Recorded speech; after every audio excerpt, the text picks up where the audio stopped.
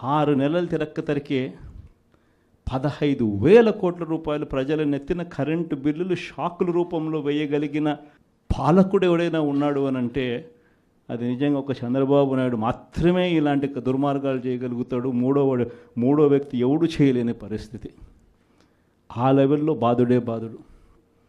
మరోవైపున చూస్తే ఈ బాధుడుకు తోడు సూపర్ 6లు సూపర్ 7లు అమలు చేయకపోవడానికి తోడు మనం ఇస్తా ఉన్న పథకాలన్నీ కూడా ఇవ్వకుండా వదిలేసినకు దానికి తోడు వీటి అన్నిటికీ తోడు ఇంకా ఏం జరుగుతూ ఉంది? చంద్రబాబు నాయుడు ఎవరైనా ప్రశ్నిస్తే చాలు ఆ ప్రశ్నించే స్వరాన్ని అనగదొక్కుతూ రెడ్ బుక్ రాజ్యాంగం ఈరోజు ఎక్కడ పడితే అక్కడ గ్రామ స్థాయి నుంచి కనిపిస్తూ ఉంది.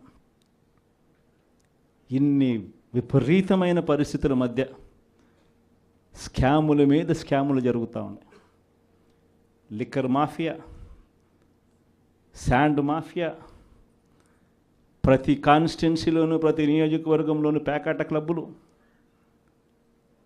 ఇవన్నీ కాక ఏ నియోజకవర్గంలో అయినా కానీ మీకు ఒక ఫ్యాక్టరీ ఉండి ఆ ఫ్యాక్టరీ నడుపుకోవాలన్నా లేదా మీ నియోజకవర్గంలో ఏదైనా మీరు మైన్ ఉండి మైనింగ్ చేసుకోవాలన్నా ఏది జరగాలన్నా కూడా ఎమ్మెల్యే దగ్గరికి వెళ్ళి ఎమ్మెల్యేకి డబ్బులు ఇస్తే తప్పు నుంచి ఈరోజు జరగని పరిస్థితి.